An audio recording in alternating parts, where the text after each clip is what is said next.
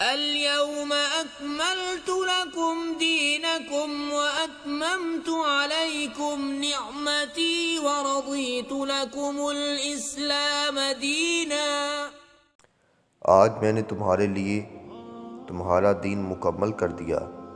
اور تم پر اپنی نعمت پوری کر دی اور تمہارے لیے اسلام کو بطور دین پسند کر لیا۔ امام خازن اس آیت کی تفسیر میں لکھتے ہیں، اس امت کے لیے تکمیل دین سے مراد یہ ہے کہ یہ دین نہ مٹے گا اور نہ منسوخ ہوگا اور اس کی شریعت قیامت تک باقی رہے گی۔ علامہ ابن کثیر فرماتے ہیں، اللہ رب العزت کا اس امت پر سب سے بڑا انعام یہ ہے کہ اس نے ان کے لیے ان کا دین مکمل فرما دیا۔ اب وہ کسی دوسرے دین کے محتاج نہیں اور نہ اپنے نبی صلی اللہ علیہ وآلہ وسلم کے سوا کسی دوسرے نبی کے۔ اس وجہ سے اللہ رب العزت نے حضور نبی اکرم صلی اللہ علیہ وآلہ وسلم کو تمام نبیوں کے آخر میں انسانوں اور جنوں کی طرف بھیجا۔ بس جس چیز کو آپ صلی اللہ علیہ وآلہ وسلم نے حلال قرار دیا وہی حلال ہے، اور جس کو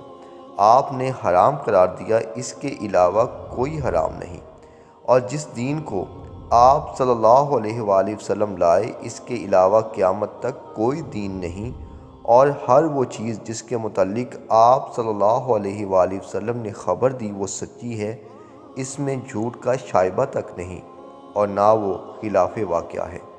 یعنی آپ صلی اللہ علیہ وآلہ وسلم پر دین اور شریعت کی تکمیل ہو چکی ہے، اور اللہ رب العزت نے آپ کے لیے اسلام کو بطور دین پسند کیا جس کی تعلیمات تمام ادیان سے ارفع و اعلیٰ ہیں۔ دین اسلام کا کامل اور نعمت کا پورا ہونا اس بات کو ظاہر کرتا ہے کہ اب نبیوں کے آنے کا سلسلہ ختم ہو چکا ہے، کیونکہ اگر نزول قرآن کے مکمل ہونے کے بعد بھی نبوت جاری رہے اور وحی ہوتی رہے تو پھر نعمت الہی کا سلسلہ بھی جاری رہے گا جو قرآن کے خلاف ہے۔ اللہ رب العزت سے دعا ہے کہ ہمیں صحیح معنوں میں حضور نبی اکرم صلی اللہ علیہ وآلہ وسلم کی تعلیمات پر عمل پیرا ہونے کی توفیق عطا فرمائے۔ وما علینا الا البلاغ المبین۔